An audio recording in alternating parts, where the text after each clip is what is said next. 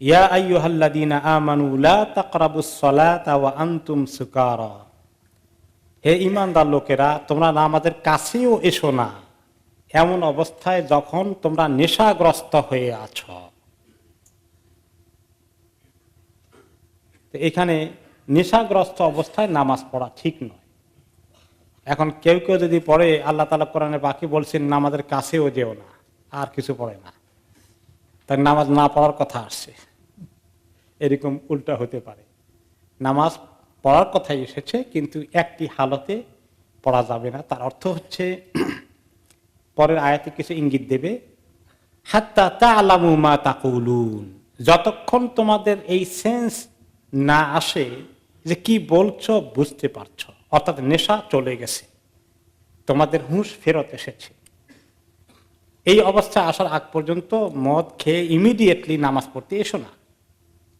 এখন মদ খাওয়া অবস্থায় নামাজ পড়তে এসো না, এর অর্থটা কি?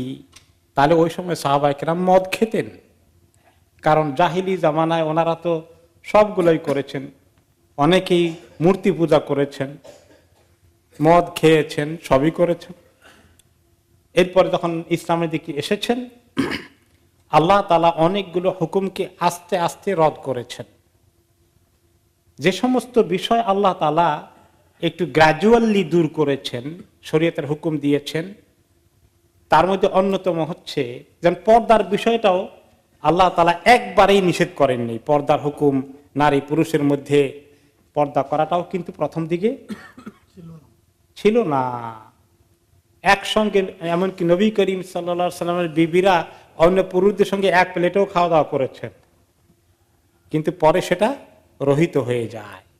এইরকম কয়েকটি হুকুম আছে যেগুলো গ্রাজুয়ালি আস্তে আস্তে আল্লাহ তাআলা উঠাই দেন। অনেক বিয়ে শাদী করতো, 5, 7, 10, 12, 14 করতো আরবরা, সব আল্লাহ কমে দিয়েছেন আস্তে আস্তে। 2 বোনকে বিয়ে করতো, না হবে না, আল্লাহ কমিয়ে দিয়েছেন। এইভাবে করে মদ খাওয়ার বিষয়টা, কারণ আরবরা এত বেশি মদ খেত, ওই সময় হঠাৎ করে নিষেধ করে দিলে তাদের পক্ষে মানা কঠিন হয়ে যেত।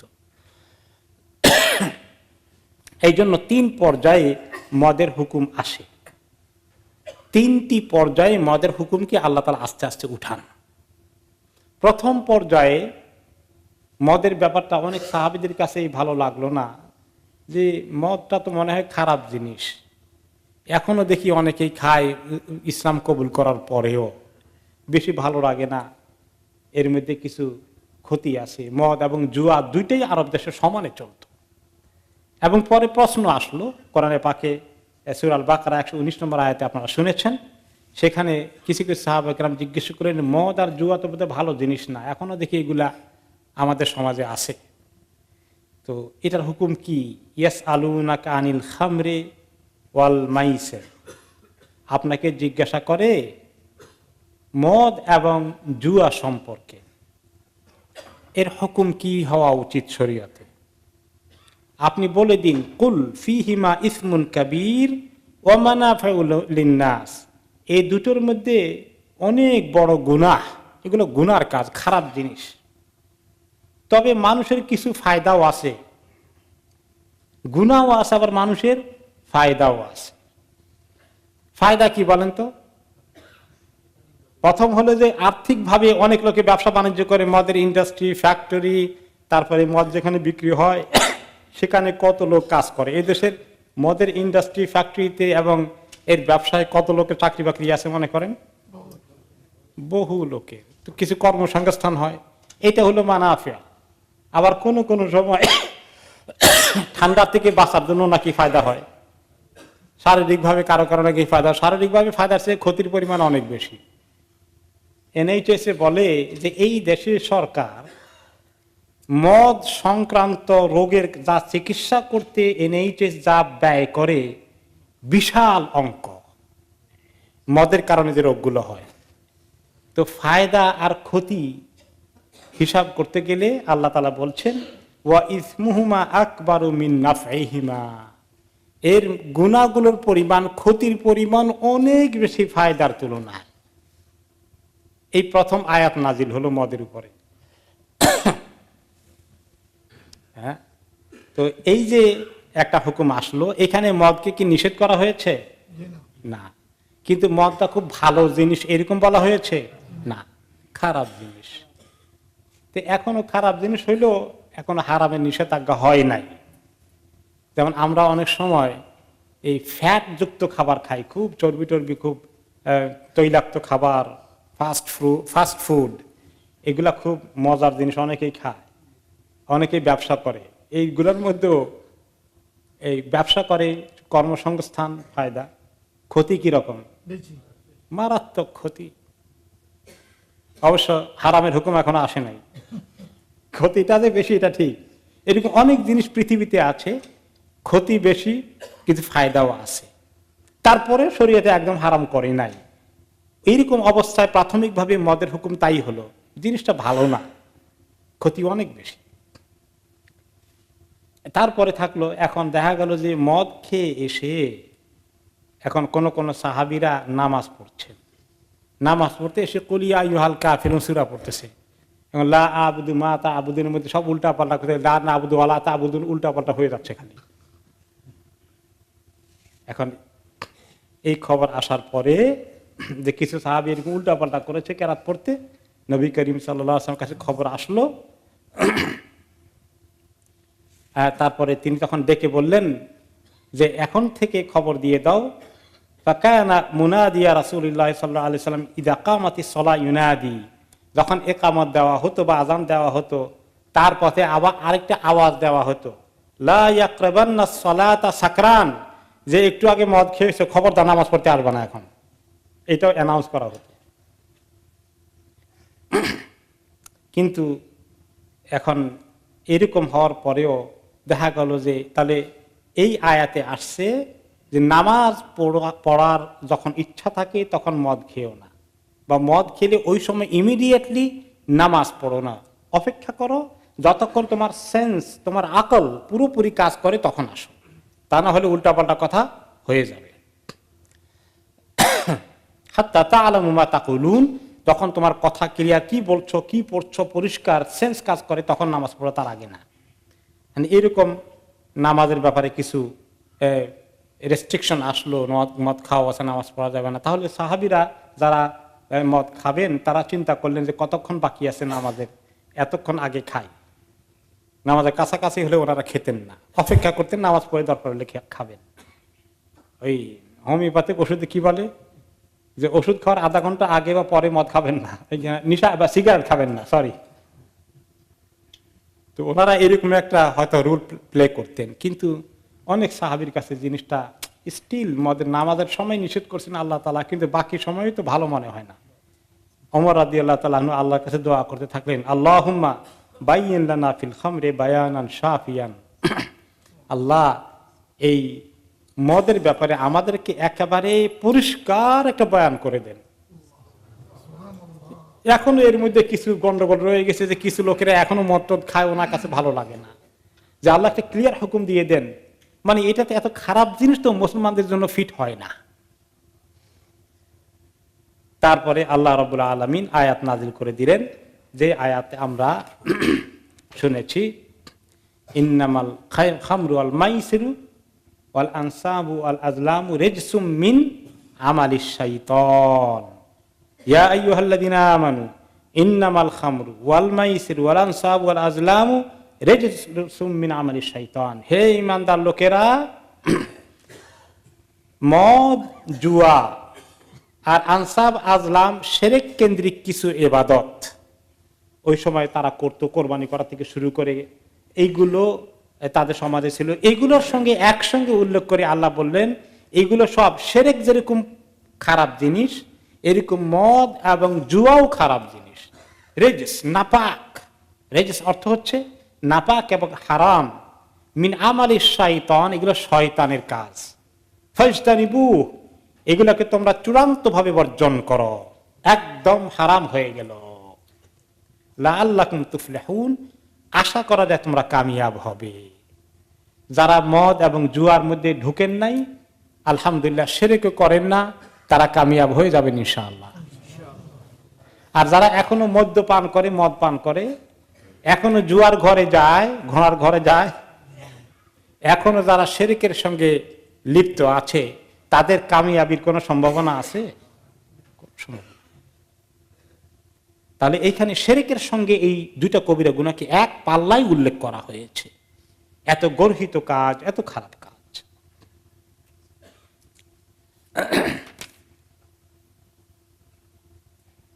এরপরে আল্লাহ তাআলা পরের আয়াতে এই তাহলে মদ সংক্রান্ত বিষয়ে এখন আর কোনো আপত্তি করার সুযোগ নাই। কেউ এই আয়াতের রেফারেন্স আর দিতে পারবে না যে না আচ্ছা মদের কথা হারাম বলতেছেন, এখানে সূরা আন-নিসার 43 নম্বর আয়াতে বলছে নামাজের অবস্থায় নামাজ পড়তে আসলে নেশার এফেক্ট হতে পারে, এতটুকুন সময় মদ খাওয়া নিষেধ করা হয়েছে।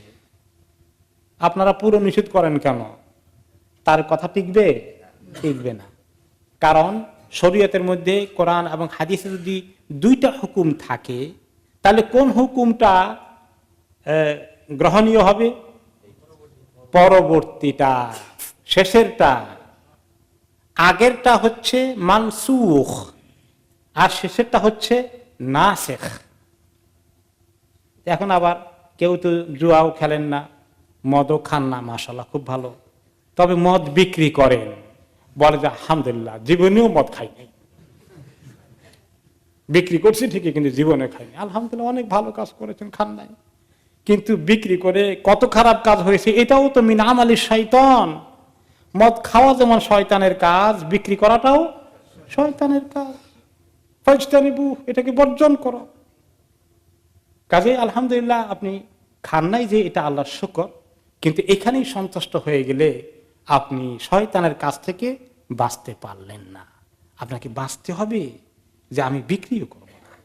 কারণ নবী করিম সাল্লাল্লাহু আলাইহি সাল্লাম বলেছেন যে এই ব্যক্তি মদ শুধু খায় সে নয়, যে মদ খায়, যে মদ পরিবেশন করে, যে মদ বিক্রি করে, যে মদ খরিদ করে, যে মদ কাঁধে করে নিয়ে যায়, যে মদের ফ্যাক্টরিতে মদ বানায়, এ সবার উপরে লানত পড়ে। লানত পড়ে। এই লানত পড়ার কাজের মধ্যে আপনি থাকবেন আর বলবেন যে আলহামদুলিল্লাহ আমি তো জীবনে মদ খেয়ে দেখি নাই, কেমন লাগে। খবরদার, এই কাজ থেকে সরে আসেন। আমার শয়তান কাজ থেকে সরে আসেন, আল্লাহ তাআলা আপনার অন্তরে ঈমানের নূর ঢেলে দিবেন, আপনার জীবন কামিয়াব হয়ে যাবে। তার আল্লাহ তাআলা কি বলেছেন? তাহলে তোমরা লাআল্লাকুম তুফলিহুন, কামিয়াব হয়ে যাবা, কামিয়াব হয়ে যাবা। আপনি যদি মদ বিক্রি করতে থাকেন আপনি কামিয়াব হবেন না, ওয়াল্লাহি আপনি কামিয়াব হবেন না। মনে হবে যে আপনার অনেকগুলো টাকা হয়ে গেছে, আর এটাই কামিয়াবি। আপনার অনেক ক্ষতি হয়ে যাবে দুনিয়াতে। হয়তো বড় ক্ষতি যদি নাও হয়ে থাকে আপাতত, আপনি এখনো নিশ্চিন্ত হওয়ার কোনো কারণ নাই। কোন বিপদ আপনার উপর নাজিল হয়ে যায়, তাড়াতাড়ি করে ছেড়ে দেন, তওবা করেন। আর এমন যদি হয় যে দুনিয়া কোনো রকমে সেরে গেছেন, কিন্তু এই দুনিয়াই তো শেষ নয়, কার কাছে যাবেন? আল্লাহর কাছে। আল্লাহকে জিজ্ঞেস করবেন না? আমার কোরআনে বলি নাই মদের কথা? আমার নবী তোমাদেরকে লানাতের খবর দিয়ে আসেননি? তখন আপনি কি উত্তর দেবেন? আমরা যখন মদ বিক্রির বিরুদ্ধে কথা বলি, ওলামায়ে কেরাম যখন বলেন, ওলামায়ে কেরাম কি আপনার দুশমন? আপনার টাকা কামাই হয়, ব্যবসায় উন্নতি হয়, এটার জন্য কি ওনাদের কষ্ট লাগে? এই জন্য হিংসা করে বলে? কার হুকুম এগুলো? আল্লাহর হুকুম এবং আল্লাহর রাসূলের তরিকা। তাহলে আপনাকে এটা ছেড়ে দেওয়ার সিদ্ধান্ত করেন, আল্লাহ তাআলার উপর তাওয়াক্কুল করে ফেলেন। আপনার ভয় লাগছে সর্বনাশ, ব্যবসা তো বন্ধ হয়ে যাবে, জীবন কেমনে চলবে, কি উপায় হবে? আল্লাহ তাআলা আপনাকে সুসংবাদ দিয়েছেন, আমাইয়াত্তাকিল্লাহা ইয়াজআল লাহু মাখরাজা ওয়া ইয়ারযুকহু মিন হাইসু লা ইয়াহতাসিব। যে ব্যক্তি আল্লাহকে ভয় করে, আল্লাহকে ভয় করে যদি গুনার কাজ ছেড়ে দিতে হয়, মদ বিক্রির কাজ ছেড়ে দিতে হয়, ছেড়ে দেয় আল্লাহর ভয়, ইয়াজআল লাহু মাখরাজা, তাহলে আল্লাহ তাআলা তার জন্য একটা উপায় বের করে দিবেন, তার জন্য তরিকা বের করে দেবেন, মাখরাজা, একটা উপায় বের করে দিবেন। ওয়া ইয়ারযুকহু মিন হাইসু লা ইয়াহতাসিব, আল্লাহ তাআলা তাকে রিজিক দান করবেন এমন জায়গা থেকে যা নিজে কোনোদিন সে চিন্তাও করতে পারেনি। আর কি সুসংবাদ দরকার আপনার? তারপরেও কি আল্লাহর উপর তাওয়াক্কুল করবেন না? আল্লাহর উপর তাওয়াক্কুল করুন। যারাই এই কাজে লিপ্ত আছেন আল্লাহকে ভয় করে ছেড়ে দিন। আপনি কামিয়াব হয়ে যাবেন। এই মদের হুকুম চলে গেল। আমরা পরবর্তী পদে এখন আসি আরেকটা হুকুম, ওয়ালা জুনুবান ইল্লা আবিরি সাবিলিন হাত্তা তাগতাসিলু। তোমরা কেউ যদি জুনুব হালতে হয়ে যাও তাহলে তোমরা নামাজ পড়তে এসো না বা মসজিদে ঢুকো না। শুধু রাস্তা পার হওয়ার জন্য ছাড়া কোনো মসজিদে ঢুকো না। গোসল ফরজ হয়ে গেছে, জুনুব মানে যার উপরে গোসল ফরজ হয়ে যায়। মানুষের স্বামী স্ত্রী মিলামিশা হয়েছে বা স্বপ্নদোষ হয়েছে, যে কোনো তরিকায় মানুষের শরীর থেকে তখন বীর্য বের হয়ে যায়, তখন মানুষের উপরে গোসল ফরজ হয়। এই গোসল ফরজওয়ালা ব্যক্তিকে শরীয়তে বলে জুনুব, যার উপর গোসল ফরজ হয়ে গেছে। কেউ কারো যদি গোসল ফরজ হয়ে যায়, তোমরা নামাজ পড়ো না বা মসজিদেও ঢুকো না, ফরজ গোসল আদায় না করা পর্যন্ত। ইল্লা আবেরি সাবিল, তবে কেউ যদি হয় যে যার রাস্তা পার হওয়া লাগবে, গোসল করার জন্য যেতে হলেও মসজিদের উপর দিয়ে যাওয়া লাগে, এরকম যদি কারো ঘর বাড়ি হয়ে যায়, তার জন্য মসজিদ ক্রস করা জায়েজ আছে। তাছাড়া জুনুবওয়ালা ব্যক্তি, গোসল ফরজওয়ালা ব্যক্তি, মনে করেন ফিল্ড গেট স্ট্রিট থেকে হোয়াইট চ্যাপেলে যাবে, হোয়াইট চ্যাপেল স্ট্রিট থেকে ফিল্ড গেটে যাবে, সেও মসজিদের ভিতরে দিয়ে যাবে না, ঘুরে যাবে। আর তার রাস্তা কোনোটাই না থাকে, শুধু এইটা থাকে, তাহলে তাটা এক্সেপশনালি ওজরের কারণে, জরুরতের কারণে কনসিডার করা হবে। এই জন্য গোসল ফরজওয়ালা ব্যক্তি মসজিদে বসে থাকবে না, মসজিদে ঢুকবে না, মসজিদ ক্রস করবে না, যতক্ষণ পর্যন্ত না হাত্তা তাগতাসিলু, গোসল না করো। তাহলে ফরজ গোসল ফরজ হয়ে গেলে গোসল ফরজ না করে কেউ, ফরজ গোসল আদায় না করে কেউ মসজিদেও ঢুকবে না, নামাজ পড়তে পারবে না। وَإِن كُنتُم مَّرْضَىٰ أَوْ عَلَىٰ سَفَرٍ أَوْ جَاءَ أَحَدٌ مِّنكُم مِّنَ الْغَائِطِ। আর তোমরা কেউ যদি অসুস্থ হয়ে পড়ো, যে পানি ব্যবহার করা যায় না, আও আলা সাফারিন, অথবা এমন কোন সফরে গিয়েছ যেখানে পানি নেই, আও জা আহাদুম মিনকুম মিনাল গায়েত, শুধু গোসল ফরজ নয়, টয়লেটে গিয়েছ, এখন তোমার শরীর নাপাক হয়ে গেছে, পানি ওযু চলে গেছে, ওযু করা দরকার, কিন্তু তুমি অসুস্থ বা পানি নাই, আউলা মাসতুমিন নিসা, অথবা তুমি স্ত্রীর সঙ্গে মেলামেশা করেছ, গোসল ফরজ হয়ে গেছে, ফালাম তাজিদু মাআন, পানি পাওয়া যাচ্ছে না, পানি পাচ্ছ না, এখন কি করবে, কিভাবে নামাজ পড়বে বা মসজিদে যেতে হলে কিভাবে যাবে? তোমার শরীর তো নাপাক হয়ে আছে, পানি নাই, অথবা তুমি অসুস্থ, তাহলে ফাতায়াম্মামু সাঈদান তাইয়্যিবা, তাহলে তুমি পাক মাটি দ্বারা পবিত্রতা অর্জন করো, তায়াম্মুম করে ফেলো, পাক মাটি দ্বারা তায়াম্মুম করে ফেলো। ফামসাহু বিউজুহিকুম ওয়া আইদিকুম, তায়াম্মুম করার জন্য কি করতে হবে? এই তায়াম্মুমের মাটি দ্বারা, মাটিতে হাত লাগিয়ে তোমার চেহারা এবং হাতকে মুছে দাও, তায়াম্মুম আদায় হয়ে গেল। ইন্নাল্লাহা কানা আফুওয়ান গাফুরা, আল্লাহ তাআলা অনেক ক্ষমাশীল, তিনি অনেক কিছুকে ক্ষমা করে দেন। এখানে আমরা অনেকগুলো মাসালা শিখতে পাচ্ছি। তার মধ্যে অন্যতম হচ্ছে যে মসজিদে ঢুকা যাবে না যদি কারো গোসল ফরজ থাকে, ঢুকবেও না, বসবেও না। ক্বালা তামুরু বিহি মাররান ওয়ালা তাজলিস, কিন্তু যদি কোনো কারণে রাস্তা ওই পাশে থাকে, তাহলে এই পাশে যেতে হলে আর কোনো রাস্তা না থাকলে চলে যাবে, কিন্তু মসজিদে বসবে না। কোন কোন সাহাবীর বাড়িঘর, ছোটখাটো বাড়িঘর ছিল মসজিদে নববীর পাশে, অনেকেরই রাস্তা মসজিদের উপরে দিয়ে যাওয়ার কথা ছিল, তাদের আর কোনো রাস্তা নেই, তখন তাদের জন্য এই আয়াত এলাও করা হয়েছে, তারা পানির জন্য আনতে হলেও এই রাস্তা ধরে যেতে হবে মসজিদের ভিতরে দিয়ে, শুধু তাদের জন্য অ্যালাউড করা হয়েছে। পরবর্তী পর্যায়ে রাসূলুল্লাহ সাল্লাল্লাহু আলাইহি সাল্লাম বলে দিলেন সাহাবীদেরকে, সবাই তোমরা এক কাজ করো, তোমাদের রাস্তাটা মসজিদ থেকে ঘুরিয়ে অন্যদিকে বের করার চেষ্টা করো। এবং বিভিন্ন সাহাবীর ঘর থেকে মসজিদের দিকে আসার যে গেটগুলো ছিল, তিনি বলেন এই সবগুলো বন্ধ করে দাও। সুদ্দু কুল্লা খাউখাতিন ফিল মসজিদ, ইল্লা খাওখাতা আবি বকর, তিনি বললেন যে এই সবার ঘর থেকে মসজিদমুখী হয়ে বাইরে যাওয়ার যে রাস্তা আছে এই গেট সবাই বন্ধ করে দিয়ে বিকল্প গেট খোলো, ওইদিকে যাও। শুধু আবু বকর রাদিয়াল্লাহু আনহুকে অ্যালাউ করলেন যে তোমারটা মসজিদমুখী খোলা থাকুক। ওনাকে স্পেশাল কনসিডারেশন কেন করলেন? আপন শ্বশুর দেখি পাশে এলেটি করছেন নাকি, স্বজন প্রীতি করলেন নাকি? নাউজুবিল্লাহ, তা নয়। পরবর্তী পর্যায়ে ইমাম ইবনে কাসির রহমতুল্লাহ আলাইহি এটার উত্তর দিয়েছেন। তিনি বলেছেন যে আল্লাহ তাআলা নবী করিম সাল্লাল্লাহু আলাইহি সাল্লামকে জানতে দিয়েছেন ওনার পরে খলিফা কে হবে, যদিও তিনি বলেন নাই উম্মতকে আমার পরে অমুককে খলিফা বানিও, কখনো তিনি সুস্পষ্টভাবে বলেন নাই। তোমাদের ইখতিয়ার। যদি ওনার ইশারা ইঙ্গিতে ওনার আবু বকর রাদিয়াল্লাহু আনহুকে অগ্রাধিকার দিয়েছেন বিভিন্ন সময়ে, এগুলা কিছু ইন্ডিকেশন ছিল, কিন্তু কখনো বলেননি। তো তিনি আবু বকর রাদিয়াল্লাহু আনহু তিনি খলিফা হয়ে গেলে ভেরি ফ্রিকুয়েন্টলি ওনার মসজিদে আসতে হবে। মসজিদ হলে ওনার দরবার হল, মসজিদের ওনার হলেন প্রেসিডেন্ট ভবন, খলিফার ভবন তো মানে রাষ্ট্রীয় ভবন ওইটাই, অফিস সেটাই।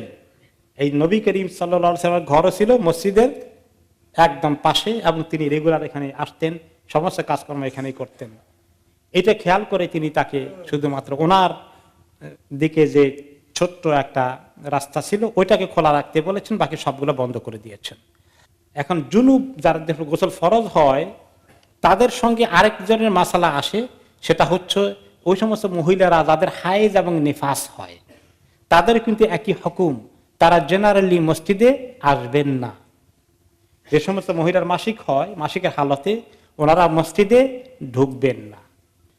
এরপরে এখন প্রশ্ন আসে যে আমাদের মা বোনেরা অনেক সময় বিভিন্ন মসজিদে ইসলাম শিখার বিভিন্ন সার্কেল আছে, তাই না?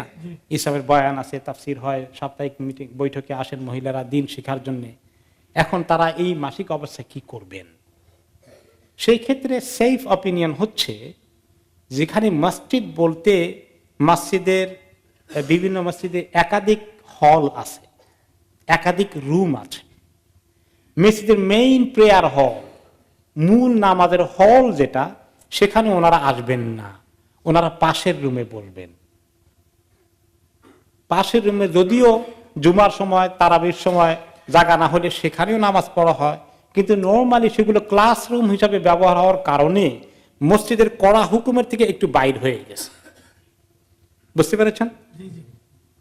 যেমন আমাদের এখানে মারিয়াম সেন্টার আছে, সেখানে মারিয়াম সেন্টারের মেইন প্রেয়ার হল সলাত যেটা হলো খাদিজা হল যেটা আছে, ওই হলটা হচ্ছে মেইন সেকেন্ড ফ্লোরে যেটা। তার উপরেরটা সাধারণত নামাজের হল নয়, সেটা আমাদের যখন এখানে গার্লস মাদ্রাসা হবে তাদের প্লে গ্রাউন্ড হবে। এখন বিভিন্ন সেমিনার, সিম্পোজিয়াম, কনফারেন্স, বিভিন্ন লেকচার এগুলোর জন্য ব্যবহার করা হয়। কাজেই ওইখানে ওনারা আসতে পারবেন, অসুবিধা নাই। এবং এর আশেপাশে অনেকগুলো রুম আছে। একটা এক্সাম্পল দিলাম আর কি, যে কোনো মসজিদে এরকম মেইন হল থাকে, ওনারা ওটাকে অ্যাভয়েড করে সাইডের যে হল আছে, অন্য যে রুম আছে সেখানে ওনারা বসবেন। তাহলে ওনারা বঞ্চিত হবেন না এই মসজিদে আসার তালিম নেওয়ার কাছ থেকে, কারণ প্রতি মাসেই এটা ওনাদের জীবনে আসে এবং এভাবে ওনারা মিস করতে হলো না আর কি। সেজন্য যে সমস্ত মসজিদে তালিমের ব্যবস্থা আছে ওই সমস্ত মসজিদে এরকম একাধিক রুম এবং হলের ব্যবস্থা করা উচিত, ওজোরের সময় মহিলাদেরকে যেন মেইন হলে যেতে না হয়।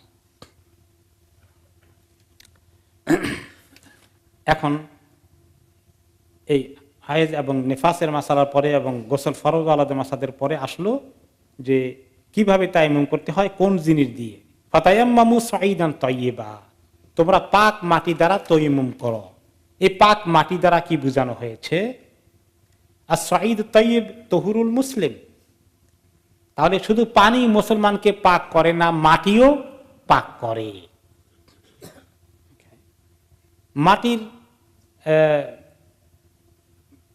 পাক করার তরিকার ব্যাপারে এই যে তায়াম্মুম এসেছে, এই অবস্থায় আল্লাহ তাআলা আমাদেরকে অনেক ইহসান করলেন। কিভাবে ইহসান করেছেন? কোন কোন রিওয়ায়াতে এসেছে সাহাবায়ে কেরাম যখন তায়াম্মুমের মাসালা জানতেন না, ওনারা কেউ কেউ নামাজ পড়েননি। আমার তো গোসল ফরজ হয়ে গেছে, স্বপ্নদোষ হয়ে গেছে, পানি নাই। ইমরান ইবনে হুসাইন রাদিয়াল্লাহু আনহু বলেন, একদিন নবী করিম সাল্লাল্লাহু আলাইহি ওয়াসাল্লাম নামাজ পড়লেন এক জায়গায়, রাআ রাজুলান মুতাজিরান লাম ইসাল্লি মাআল কওম, এক লোককে দেখলেন যে সে সবাই নামাজ পড়ছেন জামাতে, আর লোকটা বসে আছে, তিনি নামাজে শরীক হলেন না। ফাকালা ইয়া ফুলান মা মানাকা আন তুসাল্লি মাআল কওম আলাস্তা বিরাজুলিন মুসলিম, তিনি বললেন, এই অমুকের নাম ধরে ডেকে বললেন, কি হলো তোমার, তুমি কি মুসলিম না, তুমি নামাজে জয়েন করলে না কেন? ক্বালা বালা ইয়া রাসূলুল্লাহ ওয়ালাকিন আসাবাতনি জানাবাতুন ওয়ালা মা, আমি তো মুসলিম অবশ্যই ইয়া রাসূলুল্লাহ, কিন্তু আমার গোসল ফরজ হয়ে গেল, কিন্তু কোনো পানি পাচ্ছি না গোসল করার জন্য। ক্বালা আলাইকা বিসঈদ ফাইন্নাহু ইয়াকফিক, তুমি পবিত্র মাটি দ্বারা পাক করে ফেলো, নিজেকে তায়াম্মুম করে ফেলো, সেটা তোমার জন্য যথেষ্ট হয়ে যাবে। গোসল ফরজের কাজেও অনেক সময় আমাদের সমাজে দেখবেন আমাদের লোকেরা ওযু করার পরিবর্তে তায়াম্মুম করেন। হসপিটালে আছেন, বাসায় আছেন, ওযু করা যাচ্ছে না, শরীর খুবই খারাপ, তায়াম্মুম করছেন। গোসল ফরজ হয়ে গেলে, এত বড় কাজ হয়ে গেছে, এখন তায়াম্মুম করলে পাক হবে কেমনে, তার বিশ্বাসই হতে চায় না। কার মাথা খারাপ নাকি? ওযু করা যায় তায়াম্মুমের পরিবর্তে, ওযুর পরিবর্তে তায়াম্মুম করা যায়, গোসলের পরিবর্তে কেমনে করে? কিন্তু আস্ত নাপাক হয়ে আছে। কিন্তু এই হাদিস কি বলে দিয়েছে? ইয়াকফিক, আসান করে দিয়েছেন আল্লাহ তাআলা, সহজ করে দিয়েছেন। এখন তায়াম্মুম কোন তরিকায় করতে হবে, এবং এই তায়াম্মুমের যে হুকুম এসেছে, এটা কিন্তু এই উম্মতের প্রতি আল্লাহর একটা বিশাল রহমত। আগের জামানার উম্মতদেরকে তায়াম্মুমের কোনো সুযোগ দেওয়া হয়নি। নবী করিম সাল্লাল্লাহু আলাইহি ওয়াসাল্লাম একটি হাদিসে বলেছেন যে এই উম্মতকে আল্লাহ তাআলা কয়েকটি জিনিসের স্পেশাল সুযোগ দিয়েছেন। একটা হচ্ছে ফুদ্দিলনা আলান নাসি বিসালাস, অন্য মানুষ থেকে আল্লাহ তাআলা আমাদেরকে তিনটি জিনিসের বিশেষ সুযোগ দিয়েছেন, যা অন্য কোন উম্মতকে আল্লাহ দেননি। জুয়েলাত সুফুফনা কাসুফুফিল মালাইকা, আমাদের সফগুলোকে আল্লাহ তাআলা ফেরেশতাদের সফের মতো করে দিয়েছেন। আমরা যে আমাদের সফে দাঁড়াই আল্লাহর হুকুম পালন করার জন্য, আল্লাহর ইবাদত করার জন্য, ফেরেশতারা এভাবেই দাঁড়ায়। আর কোন নবীর উম্মতের মধ্যে এটা দেখবেন না।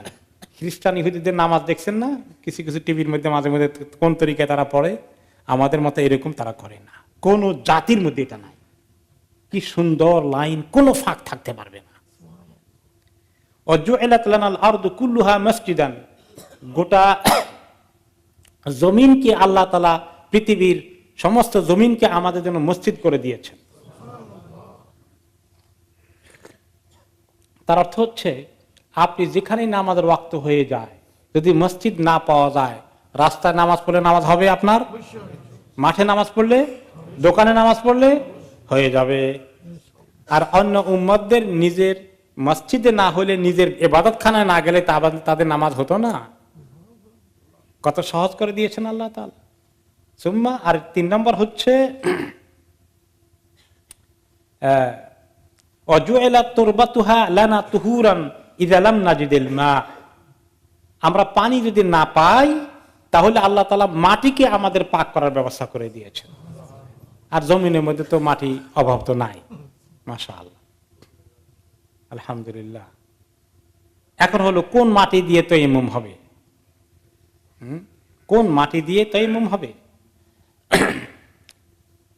আল্লাহ তাআলা বলেছেন সাঈদান তাইয়্যিবা, সাঈদ অর্থ মাটি। এখন এই সাঈদ আবার আরেকটি অর্থ হচ্ছে সাআদা, মানে কোনো কিছু উঁচু হওয়া, কোনো কিছু উঠে যাওয়া। সাআদা, কেউ উপরের দিকে উঠলো। এখন ইমাম মালিক রাহমাতুল্লাহ আলাইহি বলেন যে জমিনের সারফেস থেকে, এই জমিন থেকে যা কিছু উঠে, জমিনের মধ্যে তো মাটি আছে, বালু আছে, পাথর আছে, চুনা পাথর আছে, যা আছে, এমন কি জমিনের মধ্যে যে সমস্ত ঘাস আছে, যে সমস্ত গাছ আছে, সব জমিন থেকে উঠে না এগুলো? এগুলো জমিনের হুকুম। গাছের মধ্যে আমনে করিও তুমি তো এমন করতে পারবা। কে বলেছেন? ইমাম মালিক রাহমাতুল্লাহ আলাইহি। কিন্তু এটা হানাফি মাযহাব এটাকে অ্যাকসেপ্ট করেনি এবং অনেক ইমামরা, বাকি ইমামরা কেউ অ্যাকসেপ্ট করেন নাই। উনি বলেছেন মাটির মধ্যে এরকম করে হাত দিয়ে দিলে যেভাবে হবে, পাথরের মধ্যে দিলে হবে। মাটি থেকে উঠা যে কোনো গাছ, ঘাস, জঙ্গল, পাতা, যার উপরে হাত দেন হয়ে যাবে, কারণ মাটি থেকে উঠছে তো। এটা আবার এই মাসালা আমল করা শুরু করে দিয়েন না, তাফসীর শুনতেছেন শুধুমাত্র, কোনটা আমল করবেন সেটা আমি বলছি ইনশাআল্লাহ। আবার কেউ কেউ বলেছেন কোন কোন ইমাম যে না, মাটি থেকে যা উঠে তা না, যেটা মাটি জাতীয় জিনিস, এই পক্ষে কথা বলেছেন আবু হানিফা রহমতুল্লাহ আলাইহি। মাটি জাতীয় জিনিস যা আছে তার উপরেই তায়াম্মুম হয়ে যাবে। এখন বলেন মাটি জাতীয় জিনিস কি কি আছে বলেন দেখি। মাটি, বালি, পাথর, চুন, ধুলা, হ্যাঁ, সিমেন্ট।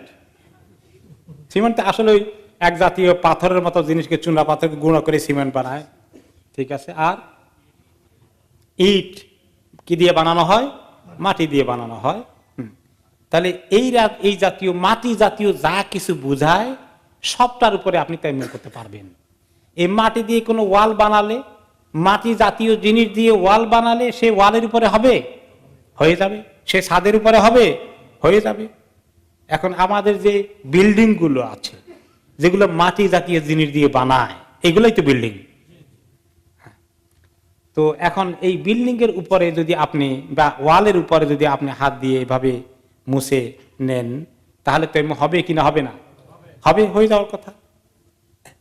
কিন্তু এর উপরে যদি এমন কোন প্রলেপ লাগানো হয়, এমন কোন কি বলে এটাকে পেইন্ট করা হয়, যে পেইন্টটা মাটি জাতীয় জিনিস না, অন্য কোনো কিছু, এটা আপনাকে বুঝতে হবে যে অন্য, যেমন কাগজ লাগায়, পেপার, ওয়াল পেপার আছে, এটা কি মাটি জাতীয় জিনিস? এই আবু হানিফার ব্যাখ্যা রহমতুল্লাহ আলাইহি, মাটি জাতীয় জিনিস নয়, রাহমাহুল্লাহ, মাটি জাতীয় জিনিস না এটা। ঠিক লোহা যেটা, এটাও মাটি জাতীয় জিনিস না, লোহার স্ট্রাকচার আছে। প্লাস্টিক যদিও অরিজিনাল এগুলো মাটি থেকে নিয়ে, কিন্তু এটা এমন একটা অস্তিত্ব নিয়েছে এখন, এটাকে মাটি জাতীয় জিনিস সাধারণত কেউ মনে করবে না। কিন্তু ওয়াল, বিল্ডিং, ইট, পাথর, ছাদ, সিমেন্ট, এগুলো মাটি জাতীয় জিনিসের মধ্যে পড়ে। ক্লিয়ার হয়ে গেল? তো এটা হচ্ছে একটা মিডিয়াম অপিনিয়ন। আর ইমাম শাফিঈ এবং ইমাম মুহাম্মদ বিন হাম্বল রাহমাতুল্লাহ, ওনারা দুইজনে বলেছেন যে শুধুমাত্র মাটি, আর কিছু না। মাটি, বালি, এগুলাই মাটি, ধুলা, বালি, মাটি। চুনা পাথর হলে, আরো অন্যান্য মাটির খনিজ জাতীয় জিনিস যেগুলো আছে ইত্যাদি, এগুলো তো মাটি হিসাবে না, এগুলো একটু ডিফারেন্ট হয়ে গেল। ওনারা এইভাবে ব্যাখ্যা করে দিয়েছেন যে একটু সাইদান তয়্যিবান, আল্লাহ তাআলা বলছেন যে ভালো মাটি, তয়্যিব মানে ভালো, আর তয়্যিব মানে আবার পাক। তো ভালো মাটি যেটা মানে উর্বর মাটি, সাধারণ চাষ করার মতো মাটি, এইরকম মাটি ওনারা বুঝিয়েছেন। তিনটা মত পাওয়া গেল, ঠিক কিনা? তো আমরা আলহামদুলিল্লাহ মিডিয়াম মতের মধ্যে আছি, যে মাটি জাতীয় জিনিসের একটা অনেক ওয়াইডার কনসেপ্ট আছে, হয়ে যাবে। আল্লাহ তাআলা অনেক আসান করে দিয়েছেন। আমরা এখানে সবাই তো মাটি পাবো না সহজে। ঘরের মধ্যে যাদের এই ন্যাচারাল মানে সাধারণ সিমেন্ট জাতীয়, ইটের জাতীয় ওয়াল যেগুলো আছে, হয়ে যাবে।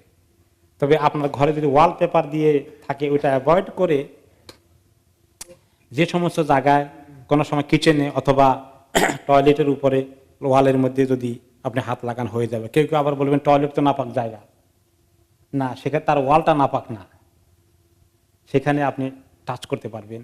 আর ঘরের ভিতরে ব্যবস্থা না থাকলে বাইরে এসে, বাইরের সাইডে তো ওয়ালপেপার থাকে না, সেখানে হাত দিয়ে আপনি টাচ করে তায়াম্মুম করতে পারবেন। এইগুলো এটা। এখন তায়াম্মুমের তরিকা কি আর কদ্দুর তায়াম্মুম করতে হয় আমরা জানি, যে মুখ ধোয়ার জন্য যতটুকুন জায়গা, তায়াম্মুম করার জন্য ততটুকুন জায়গা টাচ করতে হবে, তাই না? কয়বার টাচ করতে হবে? হ্যাঁ, কেউ কেউ বলছেন 3 বার। ওযুর জন্য 3 বার, হাত তায়াম্মুমের জন্য কয়বার? 1 বার। আর হাত কদ্দুর টাচ করতে হবে? কোনই পর্যন্ত, ওযুর জন্য যদি ধোয়া লাগে। আর কয়বার টাচ করতে হবে মাটিকে? একবার। হাদিসে এসেছে আত-তায়াম্মুমু দরবাতান, তায়াম্মুম দুইটা এরকম করে, দরবা মানে আঘাত করা হাত দিয়ে মাটিকে, এরকম করা। প্রথমবার একবার করে মুখ, দ্বিতীয়বার একবার করে হাত, এই দুইটা দরবা, দুইটা আঘাত করা হাতকে মাটির উপর এইভাবে রাখা। দরবাতুল ওয়াজহ দরবাতুল ইয়াদাইন ইলাল মিরফাকাইন, কনুই পর্যন্ত। এখন এই কনুই পর্যন্ত হওয়াটাই কথা, কারণ এই হাদিসে মিরফাকাইন এসেছে। কেউ কেউ হাদিসের ব্যাপারে বলেছেন যে হাদিসটি দাঈফ, মিরফাকাইন কনুই পর্যন্ত করতে হবে এইরকম সহিহ হাদিস আসেনি, বরং হাদিসটি দুর্বল। এখন কদ্দুর ধোয়া লাগবে, আল্লাহ তাআলা বলেছেন কোরআনের মধ্যে কদ্দুর ধোয়া লাগবে, এটা কিন্তু আল্লাহ বলেননি। আল্লাহ তাআলা বলে দিয়েছেন যদি তোমরা পানি না পাও, অসুস্থ থাকো, গোসল ফরজ ইত্যাদি, তাহলে ফাতায়াম্মামু সাঈদান তাইয়্যিবা, পাক মাটি দিয়ে তায়াম্মুম করো, বিউজুহিকুম ওয়া আইদিকুম, তোমাদের চেহারা আর হাতকে এরকম করে মুছে করে নাও, তায়াম্মুম। এখন হাত কদ্দুর করা লাগবে, আল্লাহ তাআলা কি বলেছেন? নাই। এখন কদ্দুর করা লাগবে, এটা পাওয়া যাবে কোথায়? হাদিসের মধ্যে আছে যেখানে মিরফাকান কনুই পর্যন্ত, অনেক ইমাম বলেছেন হাদিসটা দাঈফ। তো এখন কি করা যায়? এখন হাত বলতে কদ্দুর বুঝায় বলেন দেখি, হাতের ব্যাখ্যা কি? আরবিতে আল্লাহ তাআলা বলেছেন ইয়াদাইন, হ্যাঁ ইয়াদ বলেছেন, বাংলায় হলো হাত। হাত বলতে কদ্দুর বুঝায় আমাকে বলেন। হাত বলতে তো আবার এদ্দুর পর্যন্ত বুঝায়, পুরোটাই তো হাত। আবার এদ্দুর এখান পর্যন্ত হাত, আবার কবজি পর্যন্ত, এটাও তো হাত। আল্লাহ তাআলা চোরকে বলেছেন ফাক্তাউ আইদিয়াহুমা, চোর যখন চুরি করে, চোর মহিলা চোর হোক পুরুষ চোর হোক, তাদের হাত কেটে দাও।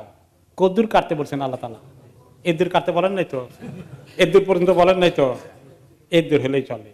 তো কেউ কেউ বলেছেন আল্লাহ তাআলা চোরের জন্য যতগুণ কাটতে বলছে, কোরআনের মধ্যে ওইখানে ইয়াদ হাত বলতে যতদূর বুঝাইছে এদ্দুর করলেই হবে, এটাও কোন কোন ইমাম নিয়েছেন। যে কোরআন যদি এক জায়গায় হাতের যে ব্যবহার অর্থ নিয়েছে, আরেক জায়গায় একই অর্থ হবে। Make sense are not make sense, যুক্তিসঙ্গত মনে হয়। কিন্তু বাকি ইমামরা নিয়েছেন যে না, মেজরিটি ইমাম নিয়েছেন না, যেহেতু তায়াম্মুমটা হচ্ছে ওযুর বিকল্প, ওযুর জন্য যতটুকু ধোয়া লাগে তায়াম্মুমের জন্য ততটুকু মুছে করা লাগবে, এটা কেমন যুক্তিসঙ্গত মনে হলো?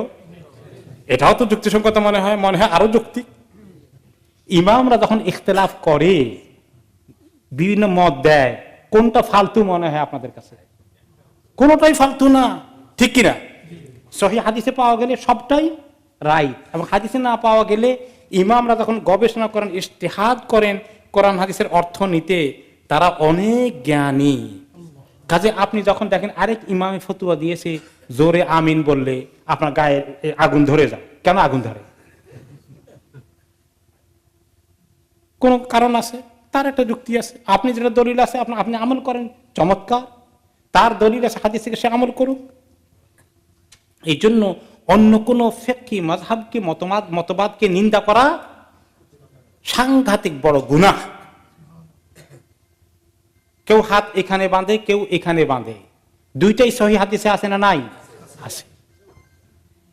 এইগুলোর ব্যাপারে আপনারা অনেক উদার হওয়া লাগবে। হাদিসে থাকলে আর কোনো নাই, হাত ছেড়ে দেয় এরকমও আছে, একদম বাঁধে না। ইমাম মালিকের একটা ফতোয়া আছে, অপিনিয়ন আছে।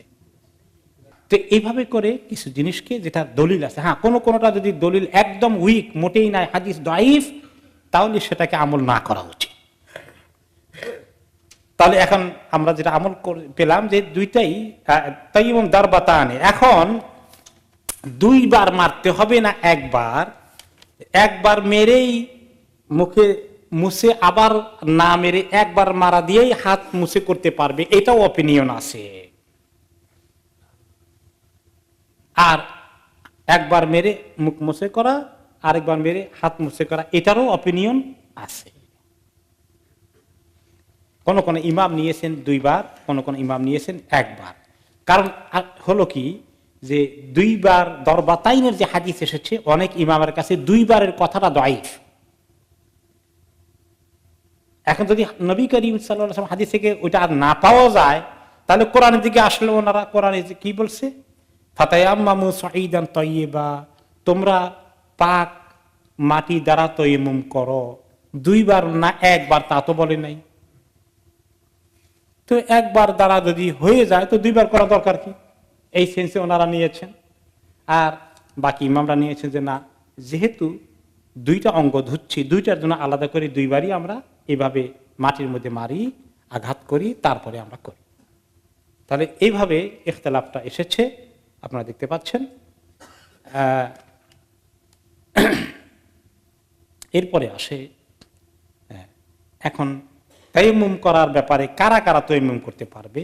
আমরা এখানে দেখলাম যে মারাদের কথা এসেছে, অসুস্থতার কথা এসেছে, আর পানি না পাওয়ার কথা এসেছে। কতটুকুন পানি না পাওয়া আর কতটুকুন অসুস্থতা তায়াম্মুমকে অ্যালাউ করবে, এটা এখন বোঝা দরকার। কতটুকুন পানি, যেমন আপনার ঘরে পানি নাই, তো সঙ্গে সঙ্গে তায়াম্মুম শুরু করে দেবেন নাকি? আপনার নেইবার আছে, তার কাছে পানি আছে, মসজিদে গেলে পানি পাওয়া যাবে, দোকানে পানির বোতল কিনতে পাওয়া যায়, একারে 20 পাউন্ড লাগবে না, 1 পাউন্ডে পানি কিনলেও তো অজু হয়ে যাবে। তাহলে এরকম কাছে যদি পানি পাওয়া যায়, তাহলে আপনার কাছে মানে একটু দূরে পানি আছে কিন্তু একদম সামনে নাই, তাই আমি তো এমন করবো না। কতটুকুন দূরে, 1 মাইল না, আধা মাইল না, 3 মাইল না, কোয়ার্টার মাইল, কি এটার ক্রাইটেরিয়া কি হবে?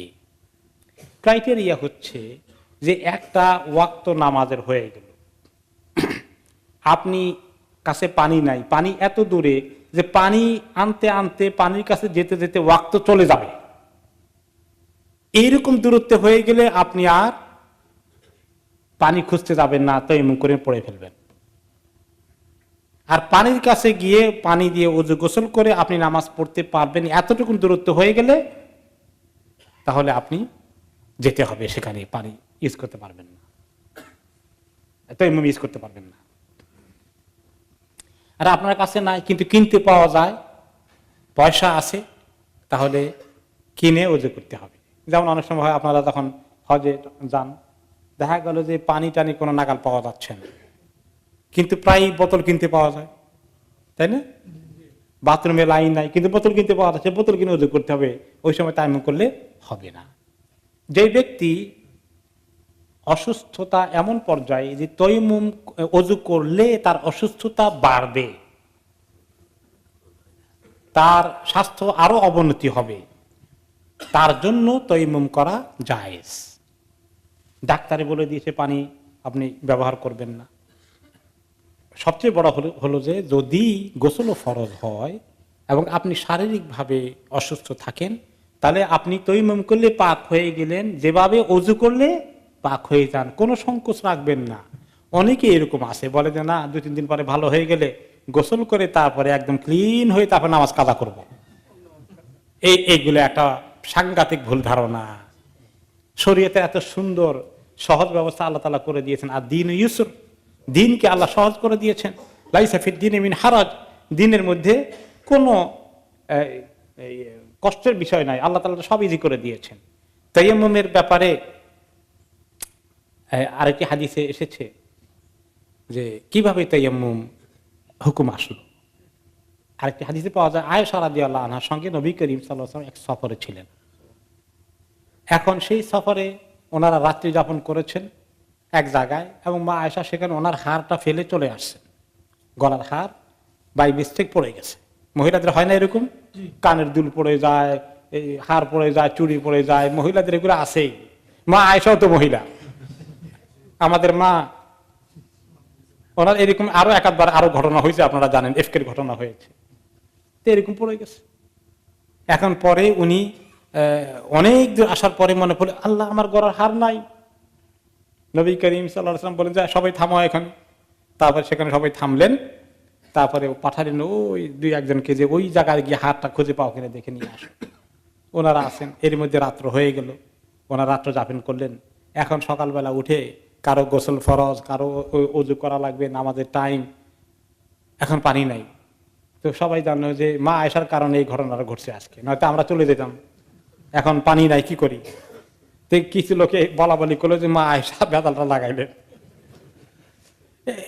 এমন নয় যে ওনারা মা আয়েশার বিরুদ্ধে খুব লেগে গেছেন, এটা হয় মানুষের অনেক সময়, হয় না এরকম? এই যে মনে থেকে এরকম কথা আলোচনা সমালোচনা, খুব খারাপ নিয়ত নাই কিন্তু মুখে দিয়ে চলে আসে। এই কথা চলে আসলো আবু বকর রাদিয়াল্লাহু আনহুর কানে যে আপনার মেয়ে একটা কাণ্ডনি করলো এটা। তো এখন উনি আসছেন মেয়ের সঙ্গে দেখা করতে, মেয়েকে বকা দিবে নাকি যে তোমার খালি এগুলো ঘটে। মেয়ে তিনি আসছেন যে তাবুতে, নবী করিম সাল্লাল্লাহু আলাইহি ওয়াসাল্লাম তখন একটু ক্লান্ত, তিনি ওনার মা আয়েশার কোলে মাথা দিয়ে তিনি ঘুমিয়ে আসেন, রেস্ট নিচ্ছেন। তো তারপরে আবু বকর রাদিয়াল্লাহু তাআলা এসে দিছে এক গুতা মা আয়েশাকে, তুমি খালি এগুলো করো। আমার গুতা দিলেন, আর যা বকা তা বকছেন। এমন একটু জোরেই গুতা দিচ্ছেন যে আমি এরকম করে উঠার কথা, কিন্তু আমি অনেক কষ্টে সহ্য করেছি, কারণ আল্লাহ নবী জেগে যাবেন। তারপরে কিছুক্ষণ পরে রাসূলুল্লাহ সাল্লাল্লাহু আলাইহি ওয়াসাল্লাম ঘুম থেকে উঠলেন, উঠে এই তায়াম্মুমের আয়াত নাজিল হয়ে গেল, শোনাই দিলেন। তখন সবাই বলা বলি করলো, আবু বকর রাদিয়াল্লাহু আনহুকে বলে যে আপনার ঘরের কারণে খালি আমরা বরকতই পাচ্ছি, আপনার মেয়ের উসিলায় আমরা কত কিছু পেয়ে গেলাম দুনিয়ার মধ্যে। সুবহানাল্লাহ। একটু আগে কেউ কেউ বিরক্ত হয়েছে, এখন সবাই শুকরিয়া আদায় করে। সুবহানাল্লাহ। তায়াম্মুমের হুকুম জানতেন না। এক সাহাবীরা চলে গেছিলেন সফরে, অনেক দূরে। সফরে যাওয়ার পরে এক সাহাবীর স্বপ্নদোষ হয়ে গেল, আর সেই সাহাবী যুদ্ধের মধ্যে সেখানে তিনি, তার মাথা ফেটে গিয়েছিল, একদম ক্র্যাক হয়ে গেছে মাথার মধ্যে, হেভি ইনজুরি, স্বপ্নদোষ হয়ে গেছে।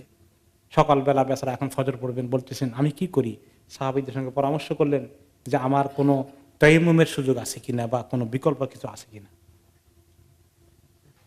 তারা তখনও জানেন না যে গোসল ফরজটাও আদায় হয়, বলে যে না, তায়াম্মুম তোমার জন্য অ্যালাউড হবে বলে মনে হয় না, বা ওনার যে ইনজুরি যে কত সিরিয়াস এটা ওনারা খেয়াল করেননি, বলে যে না, মনে হয় না যে তোমার কোনো তায়াম্মুম হবে, তুমি গোসল করাই লাগবে। সেই বেচারা গোসল করে ফেললেন, আর গোসল করার পরে ওনার শরীর এত খারাপ হয়ে গেল, তিনি অতি দ্রুতই ইন্তেকাল করে ফেললেন। এটা সাহাবীদেরকে খুব কষ্ট দিল, আহারে বেচারাকে গোসল করাই আমরা এখন মেরে ফেললাম। এই মনের কষ্ট নিয়ে নবী করিম সাল্লাল্লাহু আলাইহি ওয়াসাল্লাম কাছে আসলেন, বললেন ঘটনাটা। তো যে সমস্ত সাহাবীরা ওনাকে এই তায়াম্মুম করা যাবে না ফতোয়া দিয়েছেন, তাদেরকে তিনি আচ্ছা করে বকা দিলেন। বকা দিয়ে বললেন কাতালুহু কাতালাহুমুল্লাহ, যে এই লোকটাকে তারা মেরে ফেললো, আল্লাহ তাদেরকে মেরে ফেলুক। অবশ্য তিনি বদদোয়া দেন নাই, তিনি কোন সাহাবীকে বদদোয়া দিবেন না, মানে শক্তভাবে ধমকের মতো কথাটা তিনি বলেছেন সাবধান হওয়ার জন্য। ইন্নামা দাওয়াউল আইয়া সুআল, যারা জানে না তাদের উচিত, যারা জানে তাদেরকে জিজ্ঞেস করা, না জেনে ফতোয়া দিল কেন, আর এই বেচারাকে মেরে ফেলল। তায়াম্মুম কিভাবে করতে হবে, তায়াম্মুম করা জায়েজ আছে, ওযুর বিকল্প, এটা কোন কোন সাহাবী শুনেছেন, তরিকা শিখেন না। ওই সাহাবীদের আরেক ঘটনা, ওনার আরেক সফরে গিয়েছেন, গিয়ে আরেক সাহাবীর এরকম স্বপ্নদোষ হয়ে গেছে। এখন উনি তায়াম্মুম করতে হবে কি তরিকা জানে না, কিন্তু তায়াম্মুম করা যায় এটা শুনছেন মাসালা, তরিকাটা শিখেন না। তখন তিনি চিন্তা করেন গোসলের বিকল্প, তখন তিনি একেবারে মানে কাপড় খুলে উপরের দিকে, নিচে তো আর খুলতে পারেন না, সমস্ত শরীরকে মাটির মধ্যে এমনি করে রোল আপ করলেন, রোল আপ করে তারপরে আদায় করলেন। তখন তিনি বলেন যে এত রোল আপ তো করা লাগে না। ওনার কাছে যখন খবর আসলো, তো এই মুহূর্তে এই সোজা মাসালা আল্লাহ তাআলা বলে দিয়েছেন যে তোমরা এইভাবে মাটির মধ্যে মারো, তোমাদের চেহারা আর হাত, গোটা শরীর তো তায়াম্মুম করা লাগে না। উনি মনে করছেন যে ওযুর জন্য হয়তো গোসল এটা চলবে, হাত আর মুখ চেহারা, গোসলের জন্য বোধহয় গোটা শরীরই লাগবে। আল্লাহ তাআলা কত আসান করে দিয়েছেন, সুবহানাল্লাহ। গোসল ফরজের নাপাক জিনিস কোন জায়গায়, হ্যাঁ, আর গোটা শরীর যেখানে ইয়ে করা লাগে, সেখানে আল্লাহ তাআলা চেহারা আর হাতের মাধ্যমে পাক করে দিচ্ছেন। এই উম্মতকে আল্লাহ তাআলা কত হেল্প করেছেন। শরীয়তের কোনো কঠিন জিনিস নাই। এই জন্য আমরা যদি সুদের মতো, মদের মতো এই সমস্ত কাজ কারবারগুলোর থেকে যদি সরে না আসি, আল্লাহ তাআলা এত সহজ শরীর দিয়েছেন, তাহলে আমরা আল্লাহর প্রতি কতটুকু কৃতজ্ঞতা জ্ঞাপন করলাম। আল্লাহ তাআলা এগুলো বলে এখন আয়াতকে কনক্লুড করছেন, ইন্নাল্লাহা কানা আফুওয়ান গাফুরা। এই আহকামগুলো দিয়ে দেখো আল্লাহ তাআলা কত মাফ করে দেন, কত ক্ষমা করে দেন, কত তোমাদেরকে হালকা করে দেন। আল্লাহ তাআলা এই শরীয়তকে দিয়েছেন মানে আল হানাফিয়াতুস সামহা। তিনি বলেছেন নবী করিম সাল্লাল্লাহু আলাইহি ওয়াসাল্লাম যে আল্লাহ তাআলা আমাদেরকে একটা দিন দিয়েছেন অত্যন্ত সহজ সরল, মানুষের পক্ষে যেটা আমল করা একদম সহজ, যার মধ্যে কঠিন কিছু নাই।